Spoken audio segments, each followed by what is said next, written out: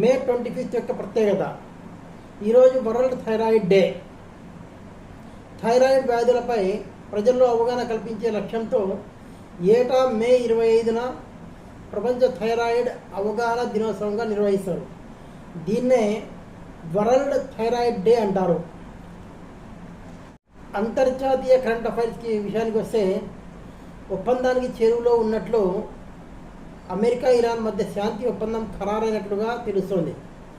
America షరతులకు Iran అంగీకరించినట్లుగా తెలుస్తోంది.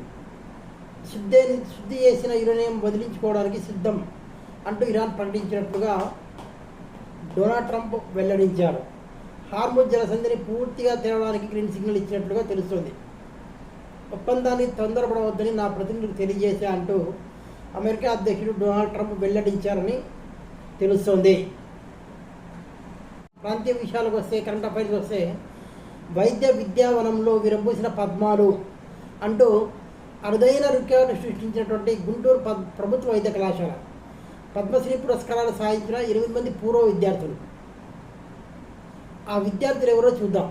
Doctor C M Habibullah, gastroenterologist, stem cell పరిశోధకులు.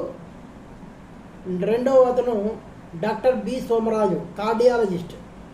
మూడో వారు doctor Y Nayudamma, paediatric surgeon. Fourth one doctor G N Rao, ఆప్థల్మాలజిస్ట్.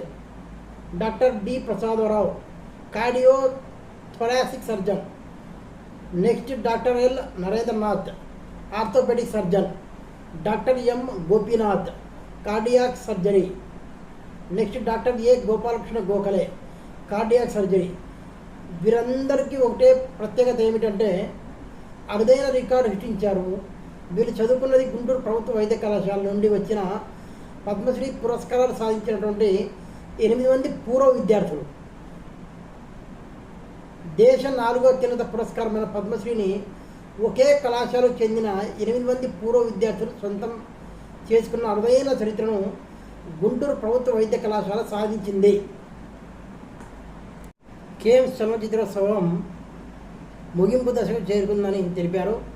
అదే మాదిరిగానే పామ్ డివోర్తో పాటు మరిన్ని కీలక పురస్కారాలను ఈ ముగింపు వేడుకలో అందించారు. అందులో మొదటిది గ్రాండ్ ప్రిక్స్ పురస్కారం. Andrey Zvyagintsev, Minotaur. ఉత్తమ దర్శకుడు Javier Calvo, Javier Ambrossi, the black ball, Pawel Pawlikowski, fatherland చిత్రం. ఉత్తమ screen play award Emmanuel Marre, a man of his time. Jury prize వారెస్కా గ్రిసిబాబ్, ద డ్రీమ్డ్ అడ్వెంచర్ మూవీకి దక్కింది.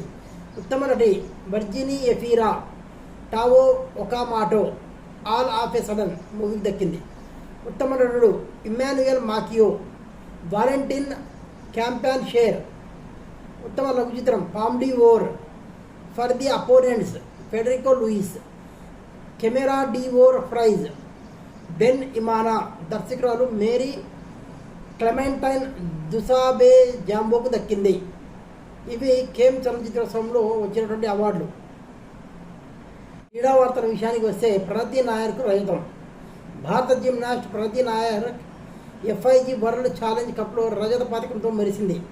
Tashkent వేదికగా జరిగిన ఈ టోర్నమెంట్లో ఒరిస్సాకు చెందిన ప్రణతి చక్కటి ప్రదర్శనతో ఆడుకుంది.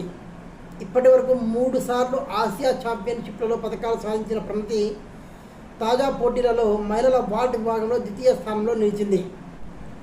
మనుష్ డబుల్ ధమాకా.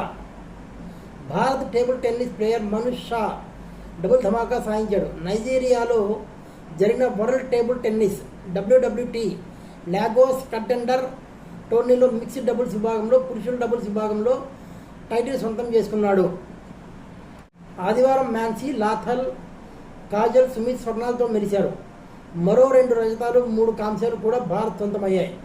మహిళల 68 కేజీ స్వర్ణ పథక పోరులో మాన్సీ 14-1తో ఫిరోజాపై విజయం సాధించింది.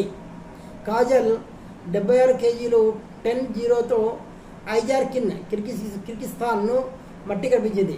స్వీటీ 50 కేజీలు 5-7తో యంగాక్ వియత్నాం. నేహా 59 కేజీ 5-9తో సొబీరోవా ఉజ్బెకిస్తాన్ చేతిలో పథకాలతో సరిపెట్టుకున్నారు. పురుషుల 63 కిలోల విభాగంలో అజిత్ 12-2తో ఓజోటెక్ ఉజ్బెకిస్తాన్పై గెలిచాడు. అహిల్య, రోహిత్ కాంస్య పథకాలు సాధించారు.